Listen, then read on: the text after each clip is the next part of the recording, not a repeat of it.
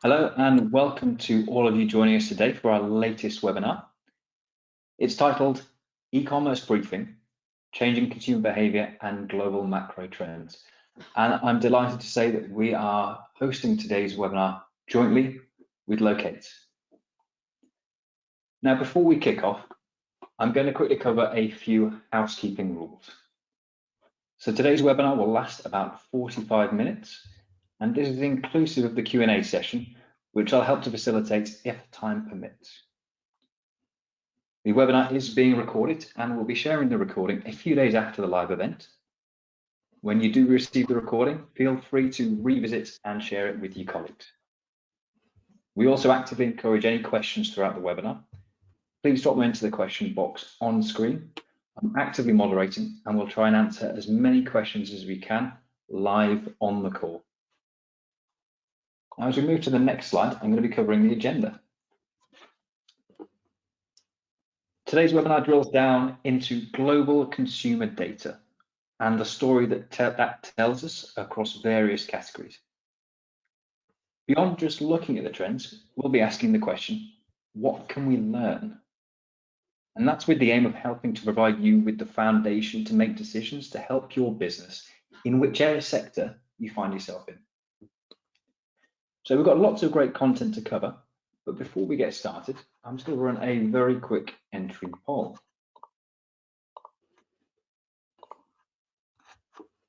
So I'm really interested in seeing today, what do you think the business outlook is for you in the tail end of 2020? Are you very optimistic, somewhat optimistic, neutral, somewhat pessimistic, or very pessimistic? I'll give you another quick 20-30 seconds just to put your answers in, and then we will close the poll.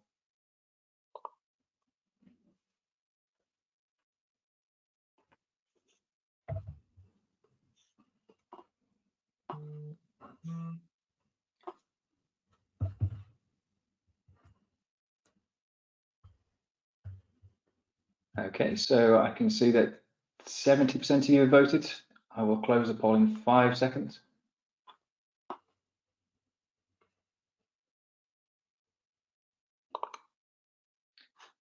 Good stuff.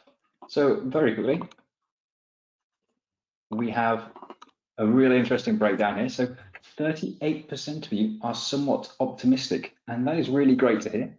And we'll be sharing some of the key trends today, which should help to instill a little bit more optimism in the e-commerce outlook for many of you on the call. Okay, so let's go back to today's deck.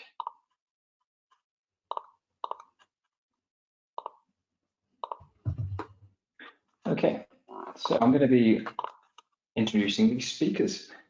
And I'm virtually alongside today two incredibly knowledgeable senior leaders who between them have detailed insight on the subject matter of e-commerce, retail, and data intelligence. So first of all, we have Alex Timlin, who joins me from Emarsys as the SVP Verticals. And I'm equally thrilled to introduce Matt Furneaux, the Global Commercial Director at Loqate. So your first speaker, Matt, over to you. Thank you, Adam. And it's fantastic to be on your webinar today, and we appreciate the opportunity to come and talk about some of the trends that we're observing. Just 30 seconds on Loqate and GBG and why it is that we have some data and some trends to discuss with the audience today. GBG is a global technology company. It helps businesses in more than 70 countries worldwide to reach, identify, and trust their customers. More than 20,000 organizations trust GBG to help them to create safe and successful relationships with their customers. That's really in 3 main areas: location technology, identity technology, and fraud technology. Loqate being the location tech brand of GBG, which I'm proud to represent. Fundamentally, Loqate technology sits on client websites and is present at the point where a customer typically checks out and completes their order, or perhaps registers for a service. It's that clever bit of tech that completes a postal address in just a few keystrokes and does so accurately for pretty much every country on Earth. So it does something that seems very simple. Under the hood, there's an awful lot of moving parts, but that is trusted by around 15,000 organizations worldwide. And given that very privileged position at the checkout, we're able to observe the sort of trends that right now are really interesting to look at and try and gain some insights from. So who's buying what, where are different sectors thriving, perhaps who is under a little bit more pressure. But given that position that we hold, we're also able to help our customers to recognize that when you create really smooth and simple and efficient customer experiences at the point of checkout particularly, that's going to give you the best chance of converting those customer transactions during what is, by all accounts, a particularly difficult trading period, certainly for some sectors of the market. So we'll come back to some of those points a little bit later on. But that's just a little bit about Loqate. So given what we're able to observe across such a wide number of customers in a lot of different sectors, of which of course retail is a very important one, we're just going to spend the first few minutes of this webinar sharing what we're seeing, some of the trends that have emerged over the last few weeks. Now, we're located here in the UK, but we're a global business. A lot of our data does emanate from the UK, but we're also able to share data from North America and Central Europe. And we recognise that things haven't all happened in the same cadence. We have some particularly important dates from the UK, particularly the 16th of March, when our Prime Minister told everyone to stay home, but didn't shut any businesses. And then a week later on the 23rd, when all the businesses were shut and everyone was pretty much told to come and work at home. So looking at all of the traffic across the Loqate platform, at the end of the process, at checkout or registration, when consumers are filling out a form and then completing their address so as to place their order, what do we see? Well, in the UK, if we start there first, we came out of the New Year sales in our customers in pretty good shape. By the end of February, things were starting to track upwards. I think we had already observed what had gone on in China. I think Italy had already at that point begun to experience the virus in full effect. And we started to see quite an uptick in online traffic. In fact, towards the end of February, some of our customers were seeing volumes that they would normally expect to see around Cyber Monday or Black Friday. So we knew something was up. Across the board, across all 30 different consumer categories that we cover, we then saw across all customers a bit of a downtick leading through to those key dates in the middle of March. But bear in mind, this covers sectors that were going to thrive and sectors that were going to experience more difficulties. And then we see, out of the lockdown announcement, some significant increase in online traffic. I think it's important to say that we try and avoid expressions like winners and losers in this context. This is a critically hard trading situation. And whereas we talk about data, we're all fascinated by data on calls like this, we never forget that we're talking about businesses that employ people.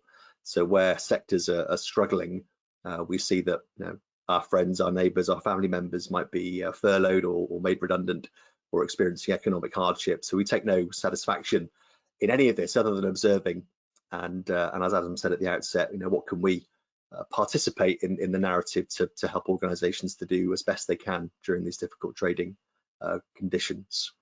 So what we saw across the board was generally as a category, retail started to perform really well, and Alex is going to go much deeper into that as we go through. Utilities and price comparison websites started to experience really high levels of traffic, certainly as the lockdown kicked in, likely as individuals started to look at how they could manage their personal budgets and home budgets, and trying to take account of any discounts they could achieve on their utility bills.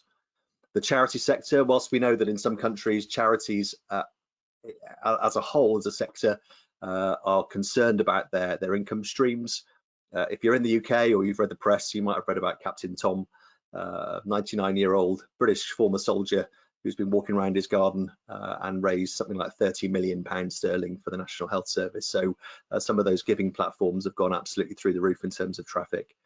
And online gaming, there's no sports book particularly to bet on, but people at home, perhaps a little bit bored, are participating in opportunities to game online. Clearly the sectors that have struggled, entertainment's an interesting one. Across the piece, it has declined significantly, although at the same time, you may have read about Netflix reporting that they've taken more subscribers in the last 2 months than they did in the whole of the last year. So some sectors of entertainment are clearly thriving. Holiday leisure, sales of cars, and property, all of those we've seen significant declines. But perhaps it's pretty relevant to go a little bit deeper into the retail sector. And again, we're going to a reasonably high level and let Alex go right into the detail. But the areas where consumers have really been moving online with really quite significant increases. And again, we see the upwards trend with those key dates in the middle of March being the pivot points. Home delivery of grocery isn't a thing in every market, we recognise, but in the UK it clearly is. And home delivery of groceries experienced an absolutely enormous uplift as soon as lockdown kicked in. As individuals were being effectively forced to go and work from home, children were home from schools, inevitably we saw a big uptick in the purchase of home electrical goods, whether that was chest freezers for a bit of secret stockpiling, or computer screens, other peripherals to enable individuals to work from home.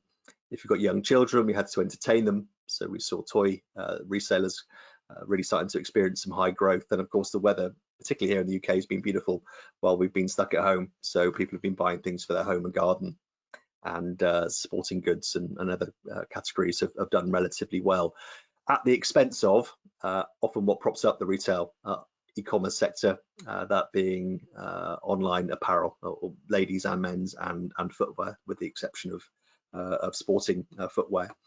So consumers have been driving the activity that's either determining who's doing well or who's doing less well. If you think about what's happened, this has been a significant economic shock, which we might describe as being from the ground up. The conditions that are COVID-19 have affected people immediately. We might compare and contrast that to 2008 with the banking crisis, where that was really top down as banks were being bailed out. It took a while before consumers started to experience austerity or to experience the effects of that economic shock, but consumers are being affected straight away, and as such are responding straight away. And globally, we saw there in the breakout, the trends are the same. What's interesting is we're seeing that the quarantine, or the lockdown, shelter in place, stay at home orders are producing phases. And I think this is quite an interesting takeaway as we're starting to think, if we are a retailer, what phases come next. And this was just a report that came out from Walmart in the US last week. Slightly light-hearted, but accurate nonetheless. What were the key phases of the lockdown? Well, it would seem that to start with, there were some very practical choices being made, things that were being purchased to keep you safe. And of course, the old toilet paper debate as to why everyone needed to have so much. But as we kind of got into the quarantine, a few luxury items creeping in. I'm not quite sure what the European equivalent of the spiral ham is, but in the US, that was going through the roof. So some comfort purchases being made. Week 4 of the quarantine, or the phase there, suggested that individuals wanted things to do and they were making their own food. And then finally last week, hair care, and that's just an indication that we all need to look after ourselves. And I think finally just some customer experiences, and this will be in the deck to take a look at perhaps after the presentation. But across different parts of the economy, we see different impacts. So not all retailers are experiencing the same thing at the same time. A major US hobby brand, well, they're experiencing absolutely vast traffic because folks are at home with things, nothing to do. So getting into hobbies, we saw a leading auto parts manufacturer and vendor in Europe having to bypass their traditional B2B2C channels because the middle part of that process was starting to suffer with furloughing and shutdowns, and going straight to B2C. And then fashion retailers, of course, suffering from the closure of stores, seeing an uptick online, but not necessarily recognizing that's enough to offset the deficiency. And then finally, a sporting goods firm in the US seeing a third of their annual expected sales in 30 days. So it's not the same for everybody. There are some interesting trends, but I think we should conclude this section by saying consumers are in the driving seat right now with what they want and need. It's good to try and start predicting these phases as we run through this COVID-19 situation. And some businesses are experiencing an unexpected surge in orders, which is stressing their operations. So making sure that you're capturing customer information in a way that you can use that and deliver to your customers and meet their expectations is absolutely critical. So that's probably more time than I've been asked to take, but I'm going to hand over now to Alex to go even deeper into the numbers. Time well used. I think there's a really important lesson there for a lot of us to be able to have a look at not just the data, but also the context around it. And I think the quote that you left us with is perhaps the most prevalent, which is, we're not living in an age of where businesses are really in control of making people do things. We're living in an age of, now more than ever, consumers are in charge of which brands they engage with and which methods they engage with, and they largely dictate what's going on in the global economy and what's going on with each and every one of our businesses as well. And we are seeing a huge amount of growth in the customers that we're tracking. So across the 2,500 brands that we're working with here at Emarsys, we have approximately 5 billion consumer profiles across them. Now, obviously, the same person could be buying across multiple brands. So what we've done within our customer data platform is aggregate all of this data, anonymize all of this data to track consumer spending, not brand selling, consumers buying on a global basis. Now, we are not saying that the retail industry is growing by any stretch of the imagination. What we're tracking here is the online sales of multi-channel retailers versus pure e-commerce players. And what is very telling is both in the US, here in Europe, I'm sitting in London as well, and throughout the rest of the world, online sales are booming. But there is a big difference in those growth rates regionally, as this kind of moves in different phases, but most importantly, in terms of categories as well. So orders are definitely rising, revenue is definitely rising, but there are some really important trends that we need to be looking at that help us navigate not just through this current situation, but there will be some really long-lasting trends on digital engagement, e-commerce, and digital commerce as well as we move into the latter half of this year and into 2021 as well. Seems a bit odd to be talking about 2021 in April, but there you go.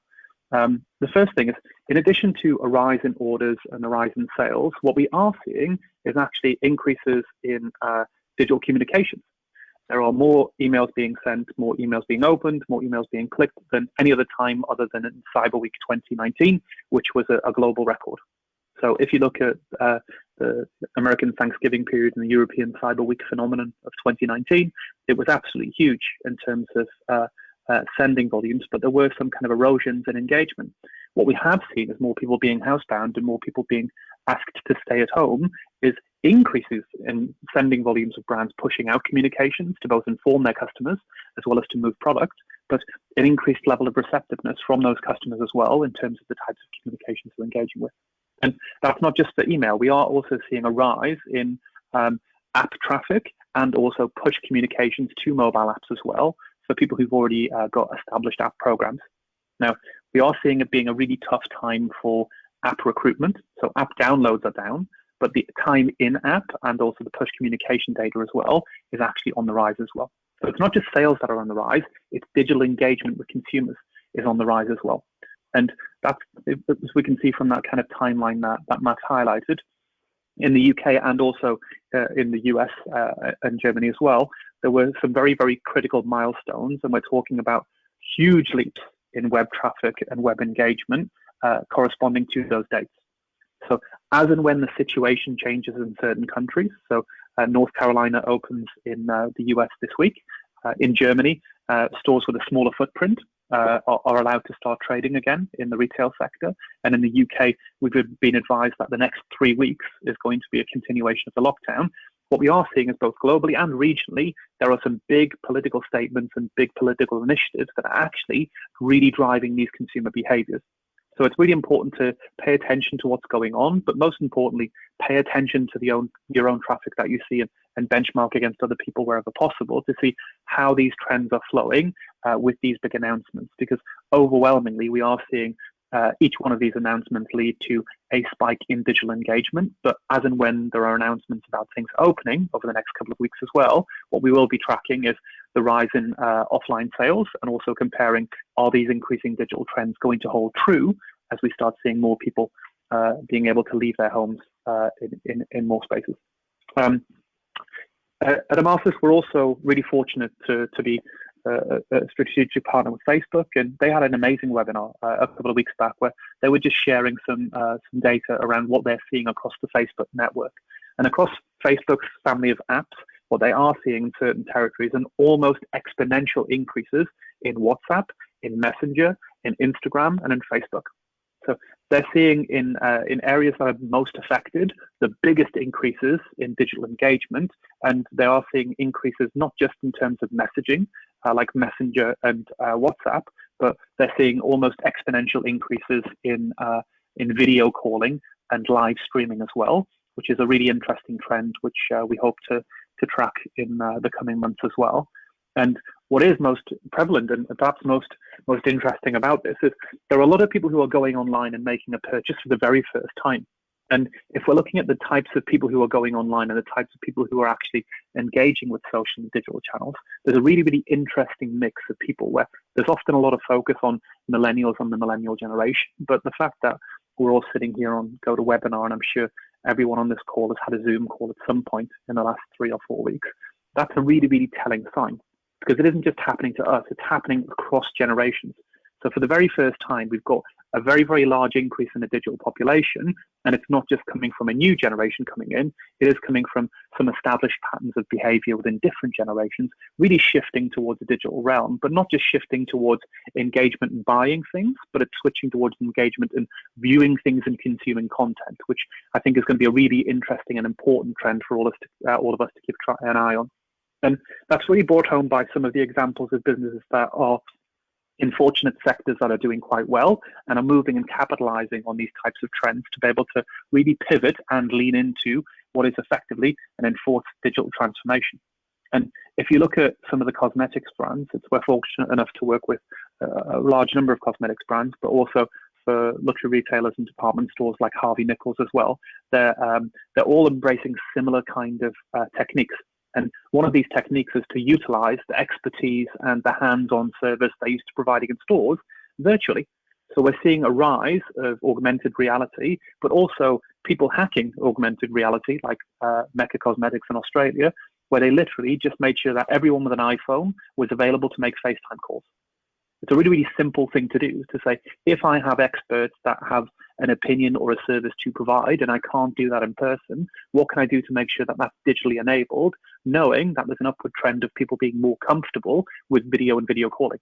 So what they have been able to do is to embrace some of these trends and really unlock new opportunities for their business, which I'm sure will actually lead to not just new customers and new services right now, but actually change the way that their business operates as and when things open back up as well. And for Charlotte Tilbury, they received a lot of press over the last 2 years for the digital mirrors that they provide in their stores that allow you to look at the different shades of lipstick, eyeshadow, and cosmetics in store. They've made that service available online as well through a mobile application.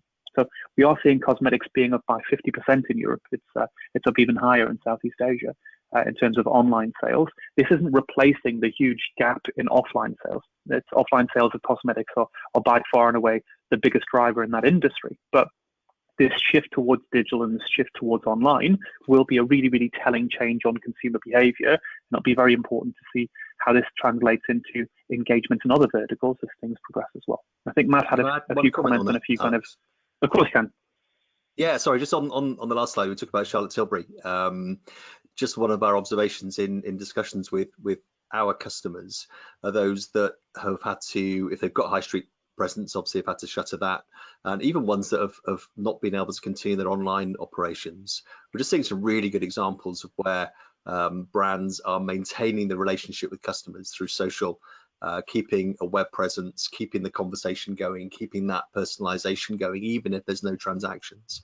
And I think one of the things is we all try and figure out what does, we look back at what we thought was normal. We're in the new normal. What does the new normal look like? But I think to have the best chance of getting a fast start out of the blocks, even if you're a brand that's had to actually cease trading altogether, maintaining that relationship with customers, keeping that personalization going, even without transactions, we're seeing some really great examples of that. I think it's a really great point, and what we have seen is for some clients like Sally Beauty, who are in the beauty industry, but mainly providing their services to small independent artists and hairstylists, they've had to just close up shop completely. And what they're worried about is, what does it mean to my customers and what does it mean to a really loyal customer base when I reopen? And their director of loyalty was saying, look, I don't know what world I'm walking into right now. It's how can I figure out whether I'm just picking up where I left off? Do I have to win back customers? And do I have to engage with them in a different way because they've been acclimatized to a new normal, as you say? And I think that's one of the really important points of all of this, is that not every business is in the same position, but consumers are changing and businesses are changing at a rate that's never really happened before.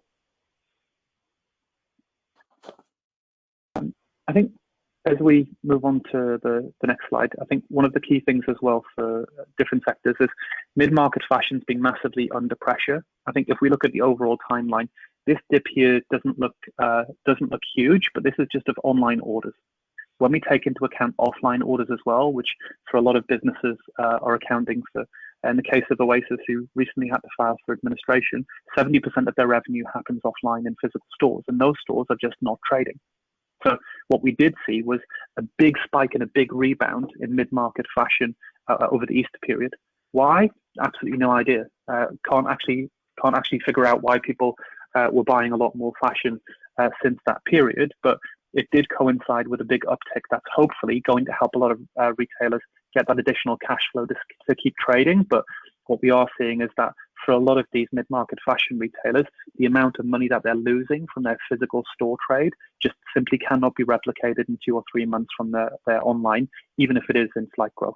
So we are seeing rocket ship growth since the Easter period, but how long that will hold and how long that will actually kind of put enough in the coffers to keep some of these businesses trading until things reopen is a really, really telling sign, which is why we see a lot of pressure in Germany and in the US on the government to reopen retail, simply because it doesn't have the finances or the balance sheet to be closed for business to 3 to 6 months.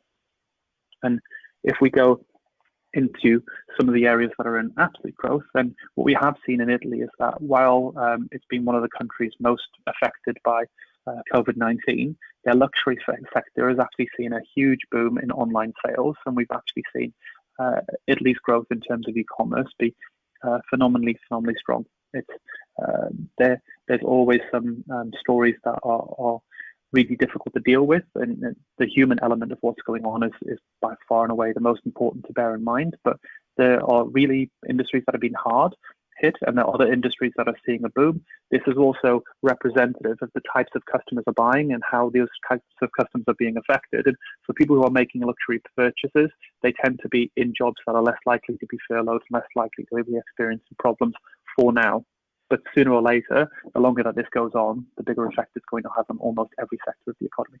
So luxury fashion and accessory brands are showing really, really strong signs of uptick. And when a flagship luxury store reopened in China, they made $2.5 million in a day from a single luxury fashion store. So luxury is a sector that's very much on the rise digitally, but it's been relatively well insulated from the situation that we find ourselves in currently. But what's also a little bit less apparent is for everyone who's been told to stay indoors, there's been a huge increase in sportswear. Whether it's for people actually just investing in loungewear to be sitting around in a house versus other elements has been open to debate. But what we have seen is not just an increase in people buying loungewear, but we have seen an increase in sports shoes. We've seen an increase in exercise equipment, and we've seen even an increase in treadmills and stationary bikes, all for people who are becoming a little bit more health conscious as and when these things go on. They just want something to do. And I think global sportswear, we're lucky enough to work with Puma, New Balance and Nike. They've all reported strong trading conditions, and for Sports Direct in the UK as well, their online stores have also been weathering the storm pretty well. But if you are any of these brands, the amount of money that they're not making in their physical stores is absolutely astronomical. We're talking about billions in revenue that isn't happening in stores right now, but there is a small bright spot of offsetting that, which is strong demand in their online and strong growth in their online, where Nike have actually said this year they're actually going to be trading up, even despite not being able to sell through their retail channels. So direct-to-consumer sales for Nike mean that they're not actually forecasting any real negative financial results right now. But as and when things change in the global economy, obviously no one can never say never, but it is encouraging to see that in this athletic wear sector, there's been a huge switch, a huge change in consumer behavior in a very, very short space of time. And I think just off the back of that, Alex, sorry, we can't do hand gestures, can we?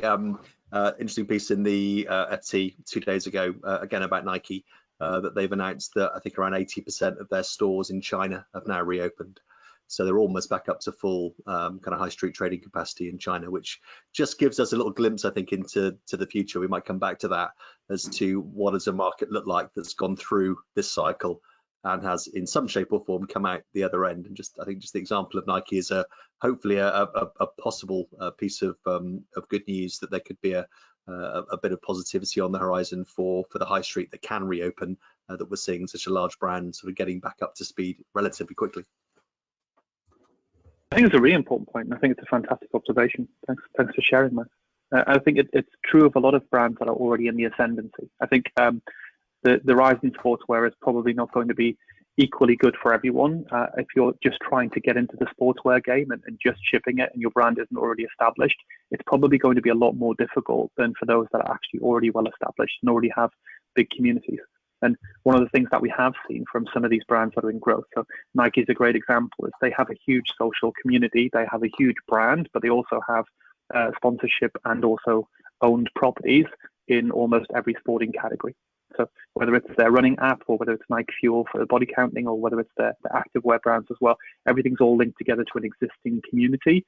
Building a community is probably going to be very difficult right now. But there are opportunities that can be exploited, and there's some great advice from two entrepreneurs from a fantastically well-run business in the UK called Gymshark, who has managed to make it to more than 300 million in revenue from initially starting a screen printing t-shirts in a garage to being an international brand and one of Shopify's biggest clients in the world.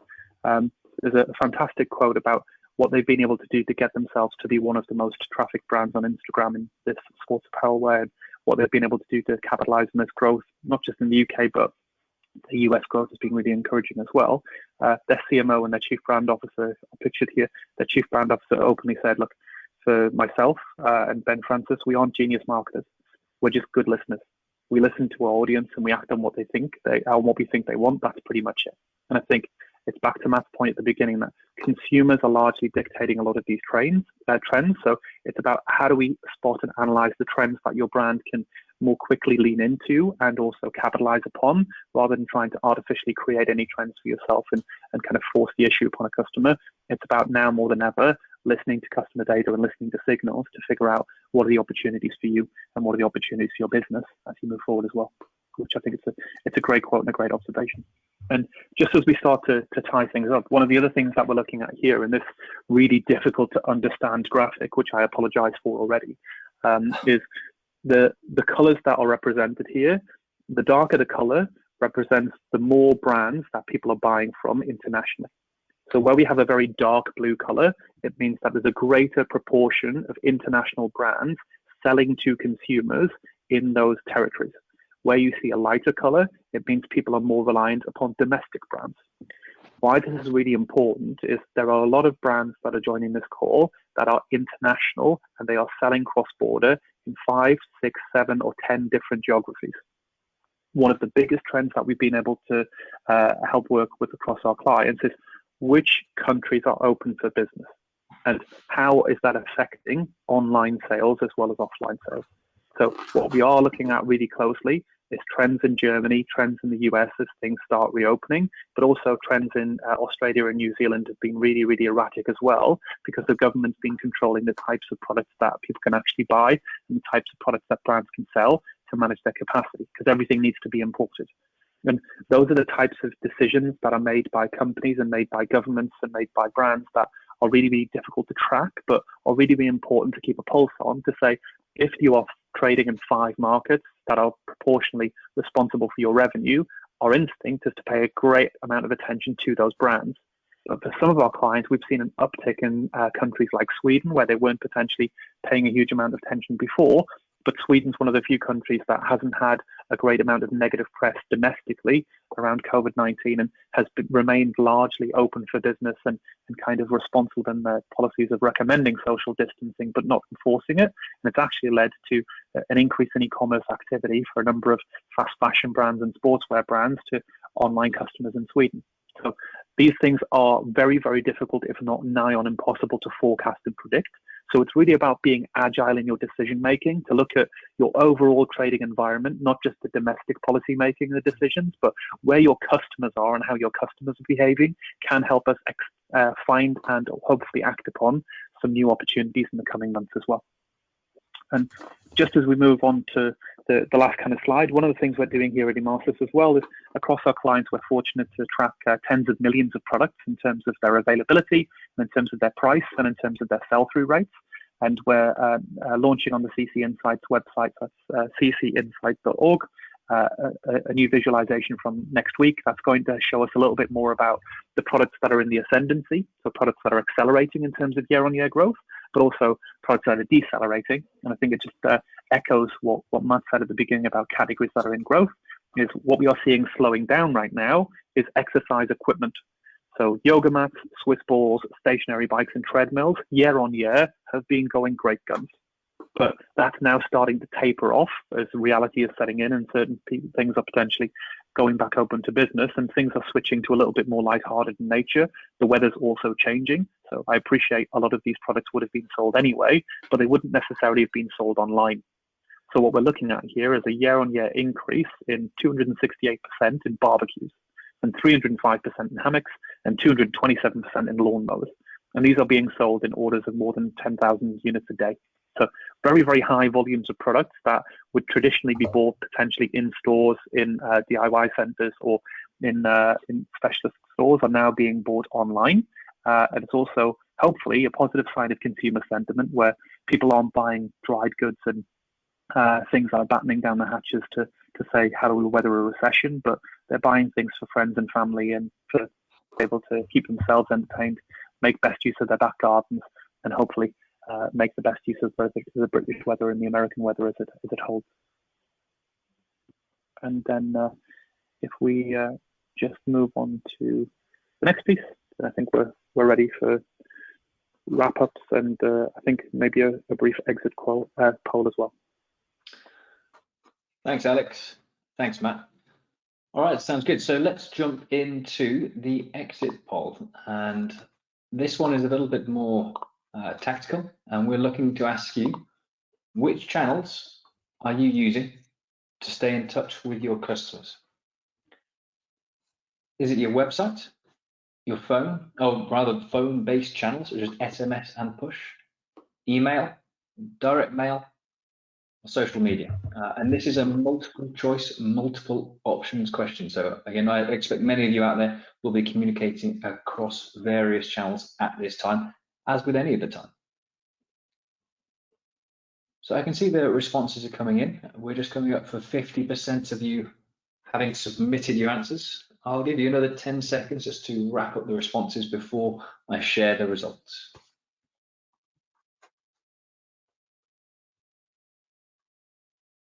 Okay, and we'll be closing the poll.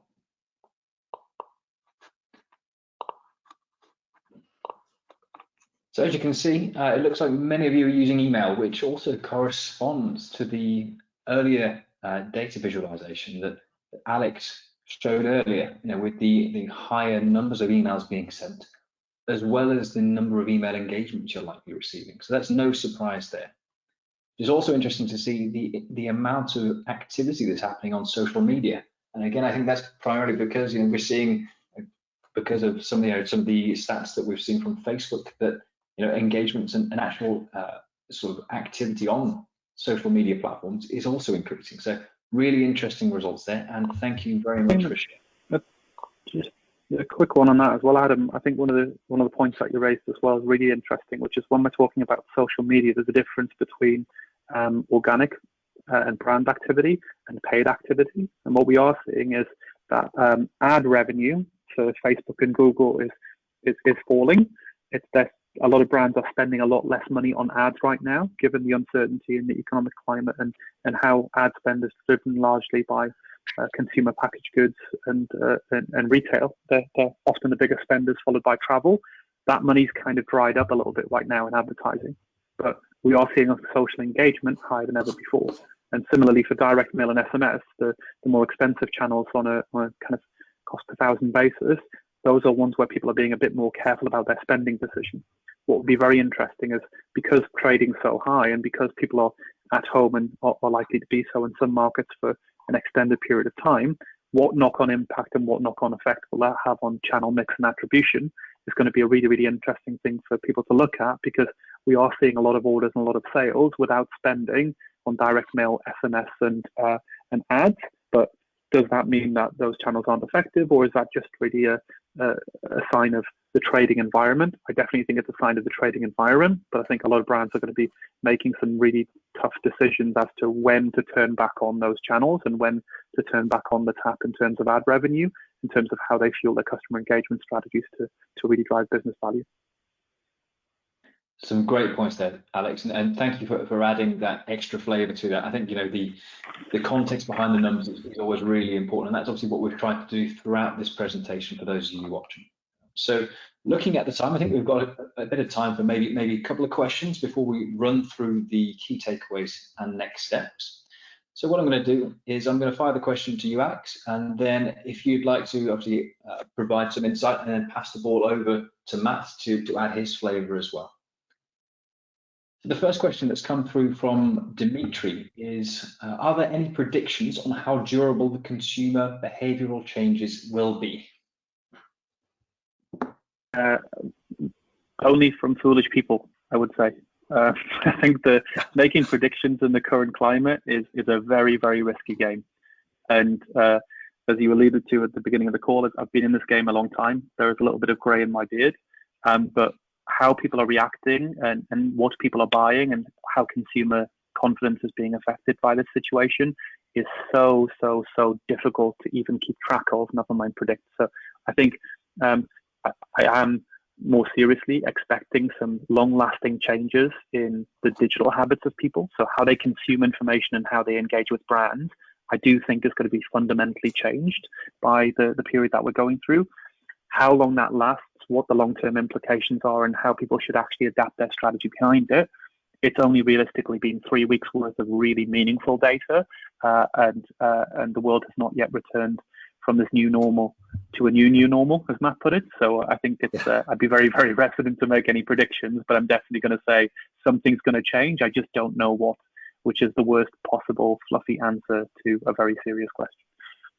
Yeah, we'll go on then. I'll challenge accepted, Dimitri. I'll make a prediction, and we'll check back in 6 months and see where we are. I think Alex alluded to this in a slide earlier on around demographic behaviour, what we might call sort of Generation Zoom. You know, some of us have got parents in their 80s that we've got onto a Zoom call, and they're using technology that they never would have dreamt of using.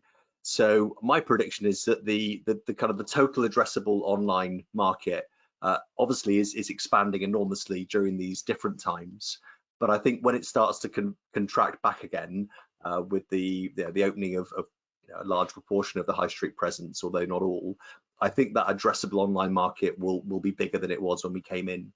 So, and I think it'll be bigger because there will be parts of those demographic groups that are just never wanted to participate with e-commerce before. To that extent, I think it's going to be required of online retailers to be ready for that and to make sure it's simple for that older generation or that less tech savvy generation to be active online. You know, make it easy to pay, make it easy to find what you want, make it easy to check out. Something as simple as just entering your address, make it really, really simple for those groups that I think they'll stick with it, you know, because they'll find it convenient.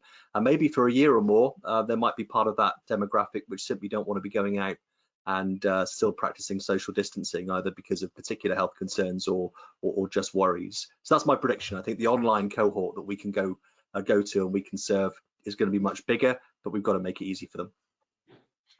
I think that's a great point to end on. I think that now more than ever, I think it's that one bit of good news and that one bit of certainty is things have changed fundamentally, and I think that's a great way of kind of looking at the opportunity, but also looking at the challenge, Matt, is to say, look, our online population has just grown exponentially through a forced event on a global scale.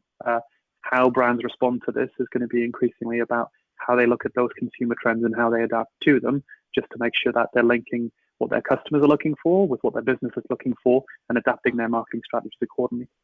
So I think that's the time for today. Really enjoyed the session, and thanks to Matt for providing so many insights at such short notice. It's really appreciated. I learned a lot today, and I'm sure a lot of the other people there did as well. And Adam, if you just want to give some follow-ups to people as to how they can find Loqate and how they can find Emarsys, it would be fantastic to make sure that people leave with a clear next step. Absolutely will do, yeah. I'm sure many of you are keen to get to your next meeting or dash across for a bit of lunch, whatever it may be. So your next steps, so we highly recommend that you head on over to ccinsight.org, where you can find many of these insights for yourself. We've obviously created this resource at Emarsys along with good data to enable you to have these insights at your fingertips. You can also get the latest e-commerce and retail news and trends on ccinsight.org, as well as viewing that some of the data and graphics that we've shown today by heading over to the content sections. What we're doing is curating the best of e-commerce and retail insights there, so you can consume them at your leisure. Of course, also feel free to reach out to Emarsys and Loqate. Head on over to emarsys.com and reach out to us via the contact us form. And the same goes for Loqate as well. So head on over to the Loqate website and reach out and speak to one of our experts in-house, and we'll be more than happy to answer any of your questions. Just for those of you that did ask a question today as well, and we didn't get round to responding to it in person, we have received your question and we'll aim to respond to you after the session. So as Alex said, a big thank you to Matt from me, a thank you to Alex, and a thank you to all of you out there for attending today. We look forward to seeing you on the next webinar. We have one next week on Thursday, the 30th of April, and that's also with Alex, as well as Ross Williams, a former B2C professional, now VP Retail at Emarsys. And we'll be covering how to turn customer, product, and sales data into new revenue opportunities fast. We'll be sharing that link, as well as the other links mentioned on today's call in the follow-up email. Thanks again for your time.